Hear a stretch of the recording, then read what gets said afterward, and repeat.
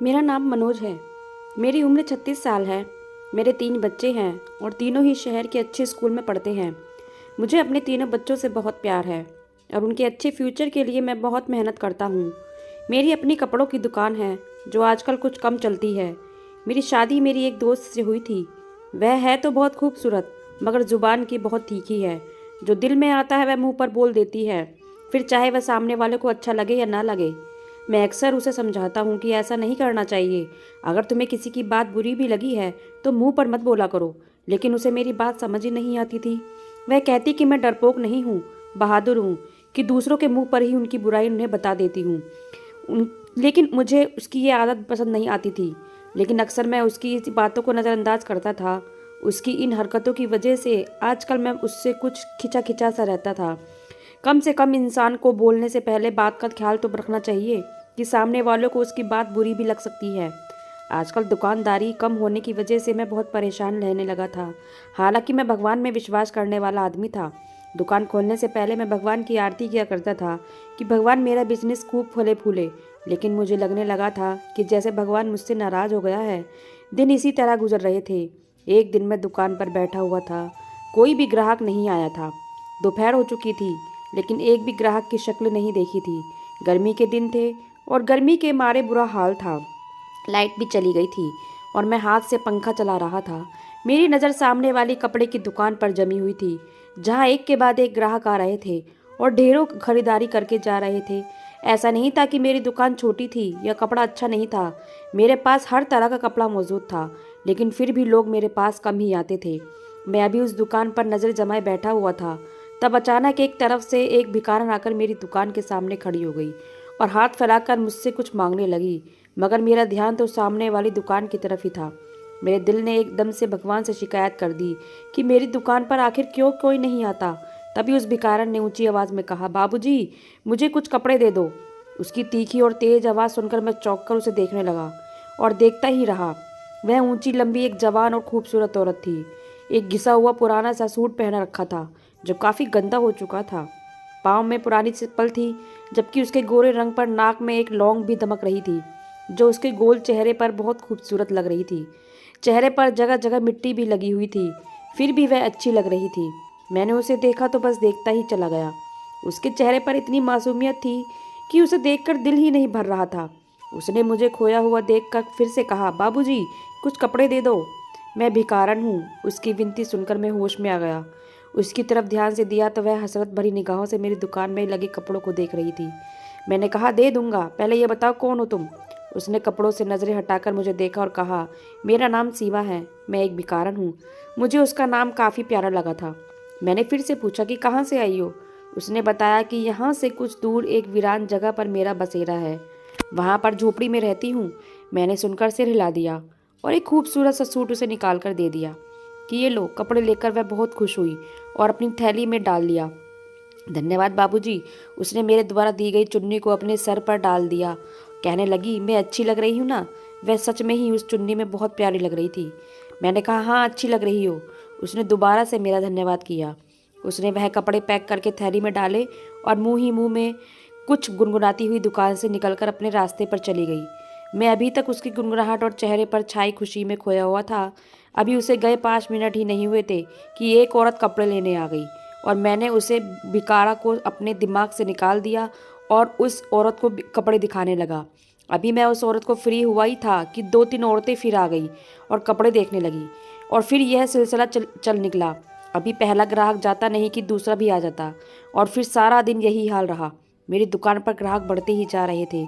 एक एक ग्राहक कम से कम 10 सूट खरीदता। अब मेरे पास इतना समय भी नहीं बचा था कि मैं बैठकर देखता कि सामने वाली दुकान पर कितने ग्राहक आते हैं और कितने गए।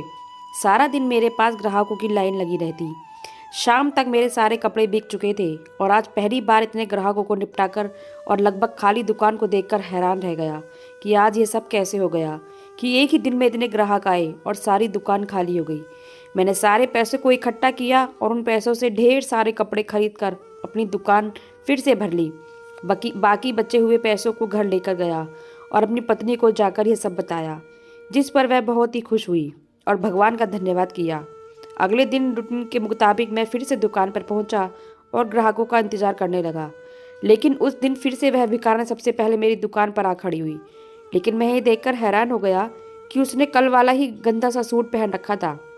हालांकि कल मैंने उसे एक नया सूट दिया था, फिर भी वह गंदी पुरानी सूट पहनकर आई थी।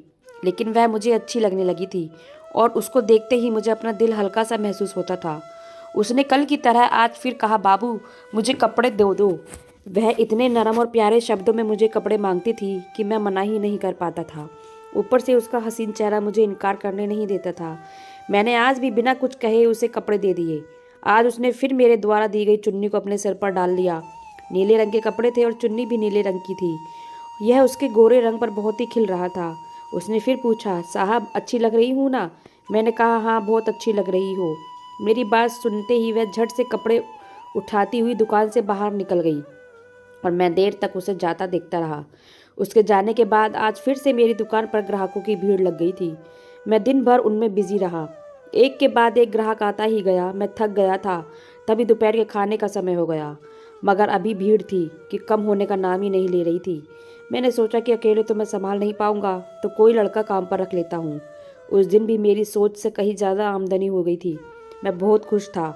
उसी शाम मैंने एक लड़के को अपनी दुकान पर काम के लिए रख लिया। मैंने उसे बोला कि मैं महीने के तुम्हें सैलरी भी दूंगा। वह राज़ी हो गया। इस तरह वह लड़के मेरी दुकान काम पर करने लगा।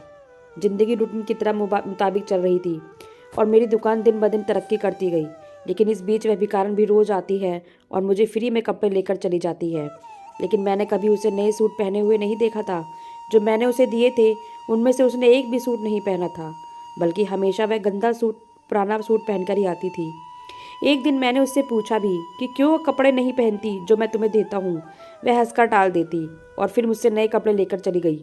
मैं भी उसकी खूबसूरती से बहुत इम्प्रेस था। उसे इनकार ही नहीं कर पाता था। इस बात का मैंने अपने घर पर कोई जिक्र नहीं किया था और ना ही अपनी पत्नी को उस भिखारन की बात बताई थी। मुझे पता था कि यह बात सुनते ही मेरी पत्नी मुझे लेक्चर देने लग जाएगी कि उसे फ्री में कपड़े क्यों देते हो, और फिर मुझसे कहती कि आगे से कपड़े मत देना। वह भिखारन रोज़ पुराने कपड़ों में आती है और मुझे नया सूट लेकर जाती है, लेकिन उसके जाते ही मेरी दुकान पर ग्राहकों की भीड़ लग जाती है। सर खुजाने की भी फुर्सत नहीं मिलती थी। मेरी दुकान ने इस समय बहुत ही तेज़ी से तरक्की की थी। अब मेरे घर में पैसों की रेल पल होने लगी थी।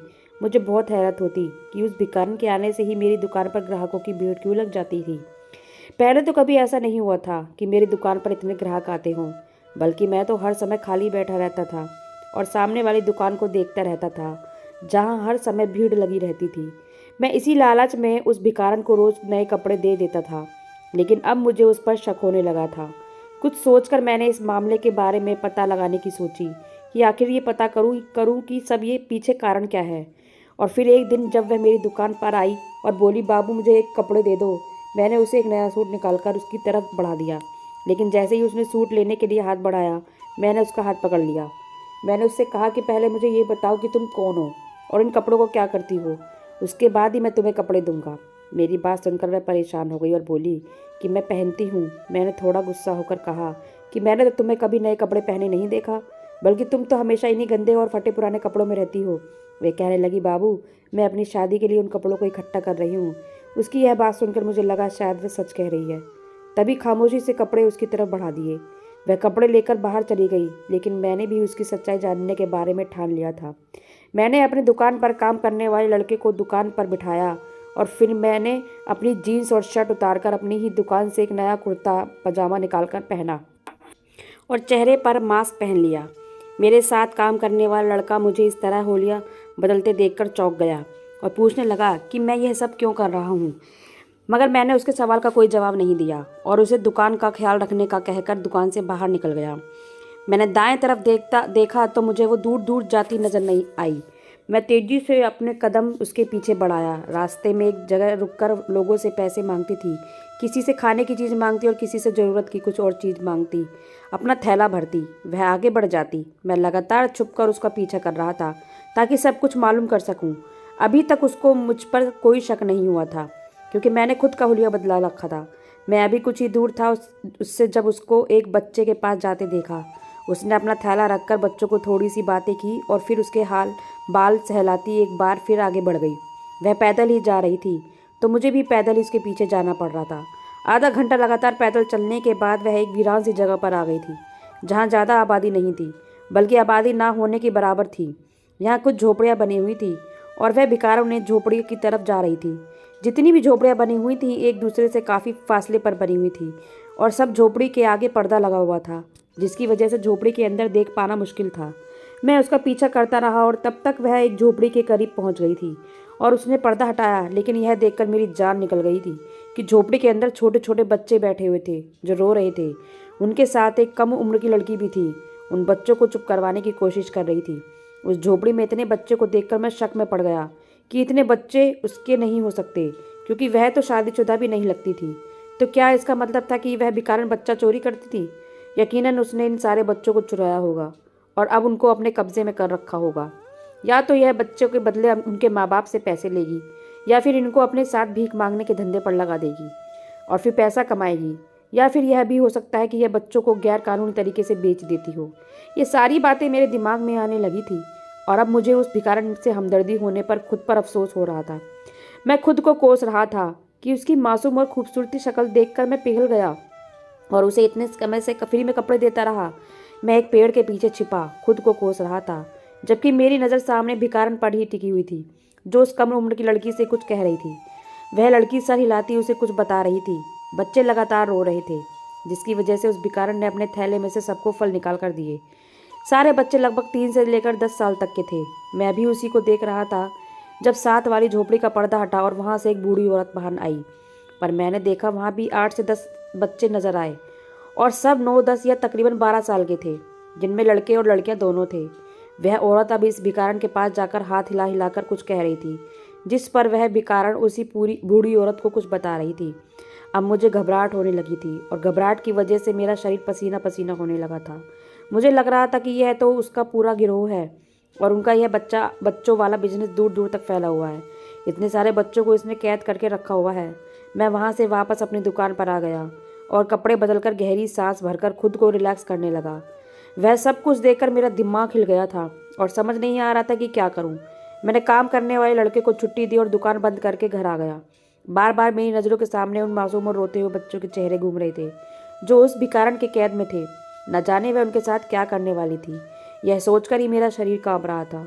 मैंने अपने बच्चों से भी कोई बात नहीं की, वरना पहले मैं आते ही अपने बच्चों से बातें करता था और उनका साथ कुछ देर खेलता था। मेरी परेशानी को मेरी पत्नी भी भाप गई थी। मुझे यूं चुप देखकर मेरी पत्नी ने पूछा, क्या हुआ है, इतने परेशान क्यों हो? पहले तो ऐसे कभी परेशान नहीं हुए। पहले तो मैंने टाल दिया कि कोई बात नहीं, लेकिन जब वह जिद पर अड़ गई तो सब कुछ बता दिया, सिवाय इस बात के कि मैं उसे रोज़ नए कपड़े देता था। अगर मैं उसे यह बात बता देता तो वह मुझे बेवकूफ़ समझकर समझने लग जाती कि आखिर तुमने ऐसा क्यों किया, फ्री में इतने सारे कपड़े क्यों दिए। मेरी सारी बात सुनकर वह भी सोच में पड़ गई थी कि यह मासूम बच्चों की ज़िंदगी का सवाल था। अचानक उसने कहा कि इस सब का हल सिर्फ यह है कि पुलिस को सब कुछ बता दिया जाए, ताकि वह खुद ही बच्चों को उस भिखारन से छुड़ा सके और उन्हें उनके माँ बाप तक पहुँचा सके। इस तरह आपकी टेंशन भी खत्म हो जाएगी और बच्चे भी अपने माँ बाप के पास पहुँच जाएंगे। अपनी पत्नी की बात सुनकर मैं सोच में पड़ गया। कह तो वह सही रही है। यह बात 1-2 बच्चों की नहीं बल्कि 20-25 बच्चों की थी जो उस भिखारन की कैद में थे और अपने माँ बाप से दूर तड़प रहे थे। एक अकेला मैं उस भिखारन से नहीं लड़ सकता था और फिर उसके पूरे ग्रोह को पकड़ना बहुत मुश्किल काम था। पुलिस ही सारे मामले को अच्छे से हैंडल कर सकती थी। अगर मैं अकेला ही इस मामले में पड़ता तो शायद मैं खुद भी इस मामले में फंस सकता था। अपनी पत्नी की बात पर सोच विचार करके मैं इस नतीजे पर पहुंचा कि यह मामला पुलिस तक ही जाना चाहिए। अगले दिन वह भिखारन सूट लेने आई तो मैंने बिना कुछ कहे सूट उसे दे दिए। फिर काम वाले लड़के को दुकान पर बिठाकर मैं पुलिस स्टेशन की तरफ रवाना हुआ। पुलिस स्टेशन पहुंचकर मुझे आधा घंटा इंतजार करना पड़ा और फिर इंस्पेक्टर के फ्री होने पर मैंने उसके पास जा पहुंचा। इंस्पेक्टर के पूछने पर मैंने सब कुछ बता दिया, जिसे सुनकर इंस्पेक्टर ने कहा कि वह खुद इस मामले को हैंडल करेगा। पुलिस वाले ने कहा कि तुम हमें बस उस जगह की लोकेशन बता दो या फिर हमारे साथ चलो। मैंने इंस्पेक्टर को उस जगह के बारे में बताया और कहा मैं आपके साथ ही जाऊंगा ताकि सब कुछ अपनी आंखों से देख सकूं। मैं इंस्पेक्टर से कुछ देर और बात की और फिर वहां से निकल आया। रूटीन के मुताबिक काम निपटाए शाम को इंस्पेक्टर का फ़ोन आ गया कि वह इसी समय वहां रेड करने जा रहे हैं ताकि जल्द से जल्द बच्चों को छुड़वाया जा सके और उनके माँ बाप तक पहुँचाया जा सके। कहीं ऐसा ना हो उन्हें देर हो जाए और वह भिखारन बच्चों को आगे ही पहुँचा दे। मैं उसी समय पुलिस थाने की तरफ रवाना हुआ और इंस्पेक्टर से जाकर मिला। इंस्पेक्टर पूरी तैयारी में था। 15 पुलिस वालों की टीम तैयार थी और फिर मेरे आते ही सब उसे वीराने की तरफ रवाना हुए। रास्ते में वह मुझे मेरे बारे में ही पूछ रहा था कि मैं कौन हूँ, क्या करता हूँ। तो मैं भी बिना कुछ छिपाए उसे अपने बारे में सब कुछ बता दिया और फिर छुपाने वाली तो कोई बात ही नहीं थी। इस बीच वह मुझे जुर्म करने वाले लोगों के बारे में भी बताता रहा कि कैसे लोग एक दूसरे को दुश्मन बनकर एक दूसरे को नुकसान पहुंचा रहे हैं। अपने अपने फ़ायदे के लिए दूसरों को मारना, लूटना और उनको नुकसान पहुंचाना बहुत आम हो गया है। वह कहते हैं ना कि अपना काम बनता और भाड़ में जाए जनता। मैं पुलिस इंस्पेक्टर की बातों से सहमत था। बातों बातों में हम उस वीराने के पास पहुंच गए थे। इंस्पेक्टर ने गाड़ियों को कुछ ही दूर रुकवा लिया था और अपने पुलिसकर्मियों को कहा कि झोपड़ियों को चारों तरफ से घेर लो। सारे पुलिसकर्मियों ने झोपड़े को चारों तरफ से घेर लिया। मैं गाड़ी के अंदर ही बैठा था क्योंकि पुलिस इंस्पेक्टर ने मुझे बाहर आने से मना कर दिया था कि बाहर आने में तुम्हें खतरा हो सकता है। ऐसा ना हो कि ग्रोह के लोग हमला कर दें, ऐसे में तुम्हारी जान को खतरा हो सकता है। मैं भी गाड़ी के अंदर बैठा इन लोगों की कार्रवाई देख रहा था। झोपड़ियों को घेर लिया गया और वह इंस्पेक्टर अब उस भिखारन को बाहर आने के लिए कह रहा था। इंस्पेक्टर की आवाज़ सुनकर वह भिखारन, वह बूढ़ी औरत और वह कम उम्र की लड़की बाहर आ गई। इंस्पेक्टर ने कहा कि फ़ौरन अपने आप को हमारे हवाले कर दो। वह तीनों कुछ परेशान सी लग रही थी। मैं दूर बैठा उनके चेहरे के हाव भाव को देख सकता था। भिखारन हाथ जोड़कर इंस्पेक्टर से कुछ कह रही थी, लेकिन इंस्पेक्टर ना में सर हिला रहा था। थोड़ी देर में झोपड़ी से बच्चे भी बाहर आ गए थे और ये सब कुछ देख रहे थे और रो रहे थे। इंस्पेक्टर ने अपने पुलिसकर्मियों को समझाया कि वह इन तीनों को गिरफ्तार कर ले। वह तीनों रोती हुई हाथ जोड़ रही थी, लेकिन इंस्पेक्टर नज़रअंदाज करते हुए हथकड़ियाँ डालकर उन तीनों को वैन में डाल चुका था। कुछ देर बाद झोपड़ियों की तलाश ली गई, मगर कुछ भी खास नहीं मिला। किसी तरफ से कोई हमला भी नहीं हुआ था। शायद उसके साथ ही कहीं कुछ कर बैठे हो या मौजूद नहीं थे। सारे बच्चे रो रहे थे, लेकिन उनको जल्दी ही जीपों में सवार कर लिया गया और फिर वापस थाने की तरफ चल दिए। मैंने इंस्पेक्टर से बात करके विश्वास लिया कि वह बच्चों को उनके घर तक पहुंचा देगा। इस केस के लिए अलग से फाइल तैयार कर ली गई थी। उन तीनों भिखारनों को जेल में बंद कर दिया गया था। मैं बहुत रिलैक्स होकर घर वापस आ गया। मैंने एक बहुत ही अच्छा काम किया था, तो मैं अंदर से बहुत खुश था। घर आने के बाद मैंने सब कुछ अपनी पत्नी को बताया, जिसे सुनकर वह भी खुश हो गई थी कि चलो सब कुछ अच्छे से हो गया और किसी तरह का कोई नुकसान भी नहीं हुआ। मैंने भी सोचा कि चलो बेसहारा बच्चों को उनके माँ बाप मिल जाएंगे। अगले दिन मैं अपनी दुकान पर आ गया। रूटीन के अनुसार वह भिखारन आज नहीं आई थी और आती भी कैसे, वह तो जेल में थी। मैं भी सुकून से बैठा ग्राहकों के आने का इंतजार कर रहा था, लेकिन 11 बज गए थे और कोई भी ग्राहक नहीं आया था। मैं सामने वाली दुकान की तरफ देखने लगा, जहाँ आज मेरी दुकान से भी ज़्यादा भीड़ लगी थी। दोपहर से शाम हो गई, मगर सिर्फ एक ग्राहक आया और सिर्फ एक सूट लेकर चला गया। मैं कुछ परेशान हुआ क्योंकि एक बार भी फिर से वही सूरत हाल होने लगा था जो उस भिखारन के आने से पहले होता था। अगले 2 दिन ऐसे ही निकल गए थे, मगर दुकान पर कोई भी ग्राहक नहीं आता। कमाई बिल्कुल ना के बराबर हो गई थी। मेरी दुकान पर काम करने वाला लड़का भी परेशान था कि अगर ऐसा ही रहा तो फिर मेरी नौकरी चली जाएगी। मैं भी परेशान था कि अगर ऐसा ही रहा तो इस लड़के को काम पर नहीं रख पाऊंगा। भला मैं उसे सैलरी कहाँ से दूंगा। मैं सोच में पड़ गया था। भिखारन आती थी उस दिन तो मेरी दुकान से भीड़ की कमी नहीं थी। अब वह नहीं आ रही तो मेरा काम एकदम ठप हो गया था। मुझे ऐसा लगा जैसे मुझे उसकी बद्दुआ लग गई है, लेकिन वह मुझे बद्दुआ कैसे देती। उसे तो पता ही नहीं है कि उसका राज मैंने जाकर पुलिस को बताया है। मैं यहाँ बहुत परेशान रहने लगा था क्योंकि दिन ब दिन मेरे दुकानों पर जो लोग आते थे वह भी आना बंद हो गए थे। मैं सारा दिन बैठा दुकान पर मक्खियाँ मार करता और ग्राहकों का इंतजार करता रहता। मैं अपनी पत्नी को अपनी सारी परेशानी बताई तो वह भी चिंता में पड़ गई, लेकिन इसका हाल तो उसके पास भी नहीं था। हम ग्राहकों को ज़बरदस्ती तो अपनी दुकान पर नहीं ला सकते। एक दिन ऐसे ही इंस्पेक्टर को फ़ोन करके उसे भिखारन के बारे में पूछा तो उसने बताया कि वह अपना मुंह खोलने पर राजी नहीं। उसका यही कहना है कि वह सारे बच्चे उसके अपने हैं। उसके साथ उसकी एक बहन और बूढ़ी माँ है और वह यही कहती है कि वह सभी बच्चे उसके अपने हैं। उन्होंने कहीं से भी चोरी नहीं किए हैं, ना ही वे बच्चों को मांगने पर मजबूर करते हैं और ना ही वह बच्चों को बेचते हैं। उनका संबंध किसी भी गिरोह से नहीं है। अदालत ने उन तीनों के खिलाफ सबूत इकट्ठे करने के लिए कहा है, लेकिन उनके खिलाफ कोई भी सबूत नहीं मिला। ना ही उनकी झोपड़ी से कुछ मिला है और जिससे यह साबित हो सके कि वह कोई इस तरह का काम करते हैं। इंस्पेक्टर के मुंह से यह सब सुनकर मैं हैरान रह गया। मैंने पूछा कि बच्चों का क्या हुआ, क्या उनके माता पिता नहीं मिले?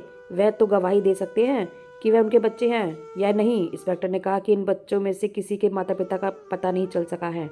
अखबार में भी ऐड दे दिया गया, लेकिन अब तक कोई भी उन्हें लेने नहीं आया और वह बच्चे बस रोते रहते हैं और कहते हैं कि उन्हें उनकी माँ के पास जाना है। मैंने हैरानी से पूछा कि माँ कौन है। इंस्पेक्टर ने बताया कि वह अपनी माँ यानी उसी भिखारन को कहते हैं जिसके खिलाफ अपने आप ने कहा था कि यह बच्चों को कैद करती रखती है। उसी भिखारन को अपनी माँ कहते हैं। बूढ़ी औरत को नाना नानी और उस कम उम्र लड़की को मौसी कहते हैं। इंस्पेक्टर कुछ और भी बोल रहा था, लेकिन मैं तो इतनी सी बात सुनकर ही हैरान हो गया कि आखिर यह सब क्यों हो रहा है। मुझे कुछ भी समझ नहीं आ रहा था। मैंने फ़ोन बंद कर दिया। कुछ तो अजीब था जो हमारी आंखों से छुपा हुआ था। अब तो मेरे दिल में भी कहना शुरू कर दिया था कि मैं कहीं ना कहीं कुछ गलत कर दिया है। इस बारे में सोच सोचकर मेरा सर दर्द करने लगा था, लेकिन कोई भी सिरा हाथ नहीं लग रहा था।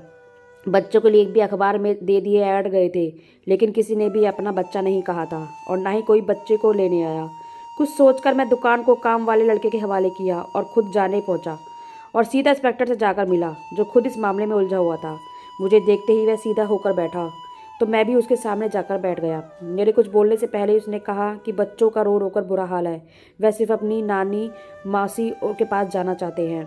मैं उनमें से जो कुछ बड़े बच्चे थे उनसे पूछताछ की है। उन्होंने बताया कि उनकी माँ ने कभी उन्हें मारा भी नहीं है। वे अपनी नानी और अपनी मासी से साथ रहते हैं। और यही नहीं, उन बच्चों ने बताया कि जब से उन्होंने होश संभाला है तब से उन्हें तीनों के साथ रहते हैं।